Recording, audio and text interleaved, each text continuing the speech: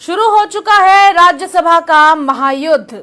नमस्कार, आप लोग देख रहे हैं द प्राइम टाइम शो और मेरा नाम है साक्षी साहनी। और आज के प्राइम टाइम शो के इस एपिसोड में हम बात कर रहे हैं जम्मू कश्मीर में चल रही सियासी गर्मी के बारे में।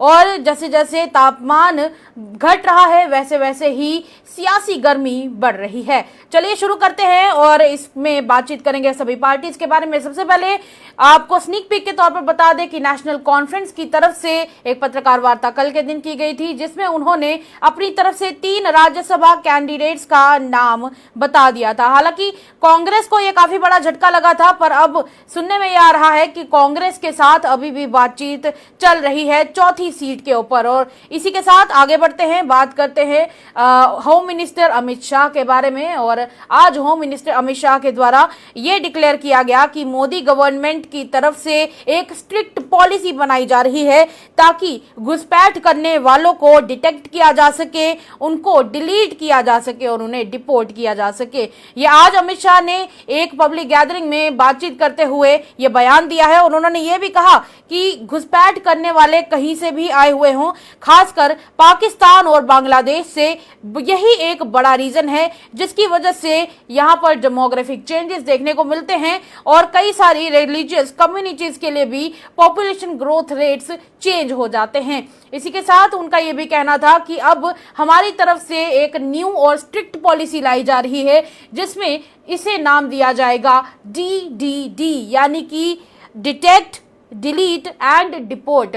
हालांकि उन्होंने यही अभी तक कहा है कि मोदी गवर्नमेंट इसके ऊपर स्ट्रिक्ट पॉलिसी ला रही है और ये स्ट्रिक्ट पॉलिसी कब तक आएगी, चलिए ये तो बात की बात रहेगी, पर आज फिलहाल इसके बारे में बयान देते हुए ये अनाउंसमेंट की गई है। चलिए आगे बढ़ते हैं, बात करते हैं जम्मू कश्मीर के डिप्टी सीएम सुरेंद्र चौधरी के बारे में, जिन्होंने आज फिर से भारतीय जनता पार्टी की तरफ निशाना साधा है। उनका यह कहना है कि कहीं ना कहीं भारतीय जनता पार्टी अब लॉलीपॉप पॉलिटिक्स खेलने पर उतारू हो चुकी है। पिछले दिन की बात करें तो ये देखने को मिला था कि भारतीय जनता पार्टी के प्रवक्ता अभिजीत जसरोटिया ने एक टोपी उतार कर कहीं ना कहीं उमर अब्दुल्ला का मिमिक किया था। और उन्होंने कहा था कि जिस तरीके से पहले उन्होंने लोगों के आगे टोपी उतारी थी, वैसे ही उमर अब्दुल्ला के आगे मैं टोपी उतारता हूं जनता की तरफ से, और उन्होंने जनता को जो वादे किए हैं उन वादों को पूरा करने की बात कहता हूं। और दूसरी तरफ डिप्टी सीएम सुरेंद्र चौधरी ने जहां पिछले दिनों एलओपी सुनील शर्मा के लिए शब्द इस्तेमाल किया था लॉलीपॉप, उसी तरह उन्होंने भी लॉलीपॉप दिखाते हुए कहा कि जिस तरीके से एनसी गवर्नमेंट ने लोगों को मैनिफेस्टोज में दिए हुए वादों को पूरा नहीं किया है, उन्होंने भी लोगों को लॉलीपॉप ही दिया है।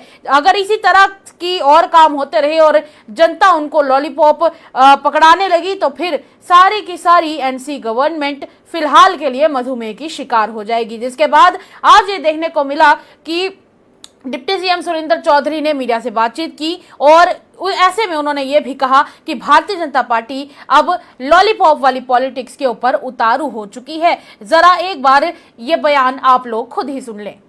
जाइए आप, और जब आप ये बात लॉलीपॉप का नहीं कि Surendra Choudhary deputy chief minister है, डिप्टी चीफ मिनिस्टर से पहले जम्मू कश्मीर का एक वोटर है, एक आम आदमी है। ये पोस्ट मेरी बाकी 1 साल निकल गया, 4 साल बाकी है। ये डिप्टी चीफ मिनिस्ट्री लोगों ने देनी है निकाल।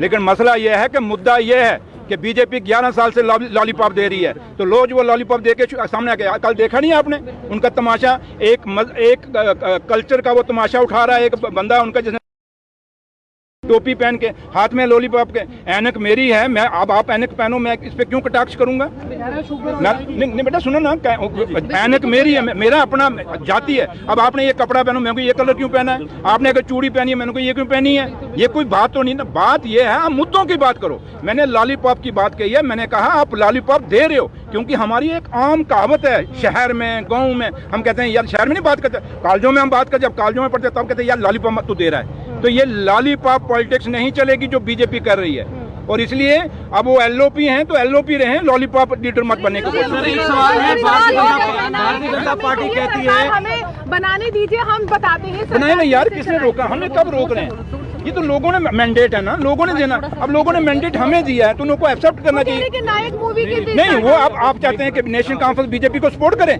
आप क्या कहते हैं? आपका कहने का मतलब क्या है? आप बताएं ना मुझे, आप क्या कहते हैं कि मैं नेशनल कॉन्फ्रेंस बीजेपी, देखो हमें मैंडेट है, फुल मेजॉरिटी का मैंडेट है, हमें लोगों ने दिया भैया। हम लोगों के कहने से हमने सरकार को दाड़ा मार के, क्या किसी आप में से किसी ने वोट डालो? क्या नेशनल कॉन्फ्रेंस का कोई आदमी आया आपको दाड़ा मारने के लिए कि हमें वोट डालो, हम सरकार बनाना चाहते हैं? ये नहीं, सरकार है मेरी बहन, सरकार है, सरकार बननी है, लोगों ने बनानी, यही डेमोक्रेसी की खूबसूरती है। इसलिए डेमोक्रेसी में आप प्रेशर बाज के आप नेशनल कॉन्फ्रेंस को कहोगे हम फाइलें बंद कर देंगे, आपको काम नहीं करने देंगे, लेकिन हम वो हैं झुकने वाले नहीं हैं कि इनके आगे झुक जाएंगे और कहेंगे आओ हमारे गले में हाथ डालो। हम ऐसी सरकार से 100 बारी हम सरकार अपनी निछावर कर देंगे, लेकिन इनके साथ खुद उनको पूछना चाहिए यार क्यों आप ऐसे, जब आप मेरा नेचर आप मेरा नेचर जानते हो सारे।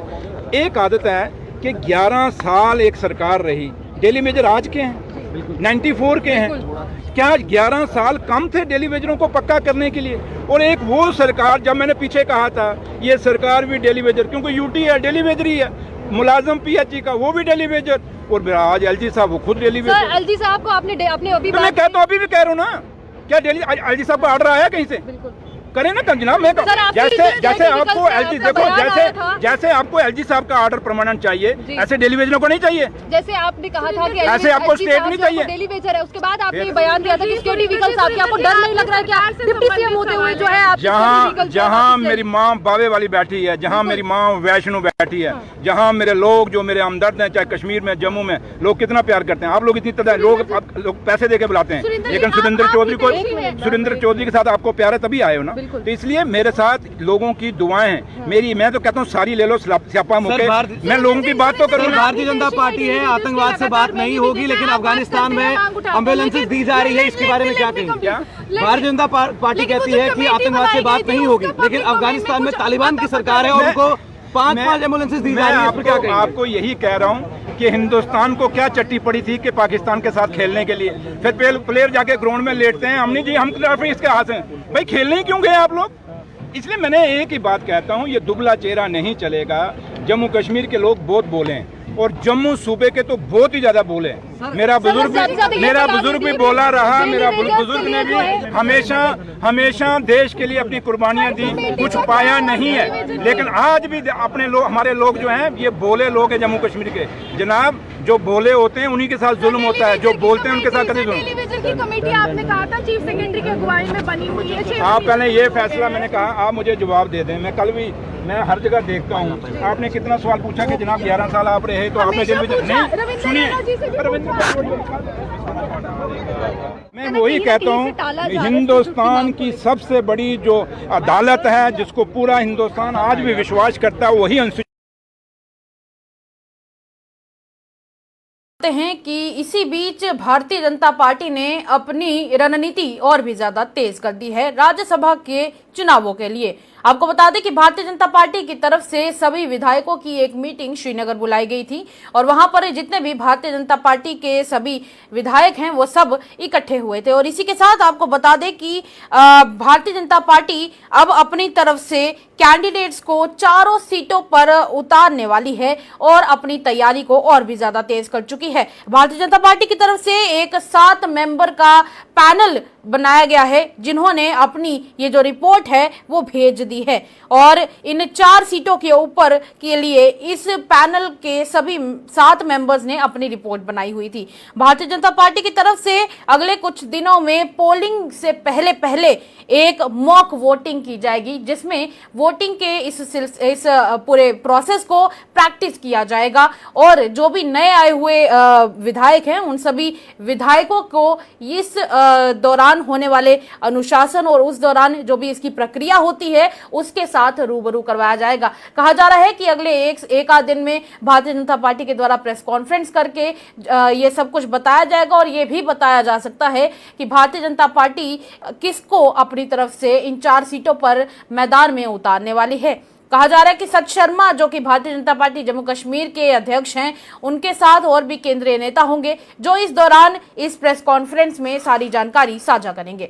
आगे चलते हैं, बात करते हैं जम्मू कश्मीर प्रदेश कांग्रेस कमेटी यानी कि इंडियन नेशनल कांग्रेस जम्मू कश्मीर की। इनके द्वारा अभी भी स्टेटहुड की मांग अभी भी रखी जा रही है और राहुल गांधी द्वारा शुरू किए हुए वोट चोर गद्दी छोड़ अभियान को आज सांबा के रामगढ़ इलाके में कांग्रेस ने जोरदार तरीके से आगे बढ़ाया।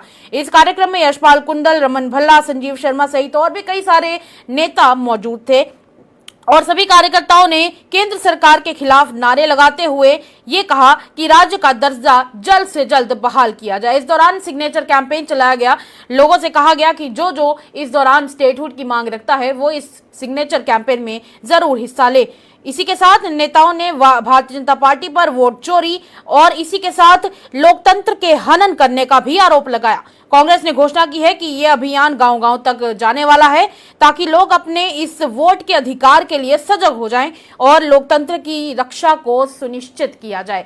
देखिए, एक बात इससे साझा हो रही है और समझ भी आ रही है कि कहीं ना कहीं कांग्रेस अभी भी कुछ कदम पीछे ही चल रही है, क्योंकि कांग्रेस के हिसाब से अगर देखा जाए, जिस तरीके से पहले पिछले दिनों ये कहा जा रहा था कि कांग्रेस ने अपनी चुनावी गतिविधि को तेज कर दिया है और कल के दिन जो झटका लगा है कांग्रेस को नेशनल कॉन्फ्रेंस के जरिए, तो कहीं ना कहीं अभी भी इन दोनों की अलायंस के ऊपर सवाल उठ खड़े हुए हैं। हालांकि कहा जा रहा है अभी भी कि चौथी सीट के लिए आपस में बातचीत हो रही है दोनों पार्टीज के बीच में, पर आखिर सच क्या है ये तो आने वाला समय और थोड़ी कैलकुलेशंस बताएंगी। और भी कैलकुलेशंस जो भी होंगी आपके समक्ष जरूर रखेंगे। फिलहाल के लिए प्राइम टाइम शो में इतना ही। इजाजत दीजिएगा और हमारे साथ बने रहिएगा।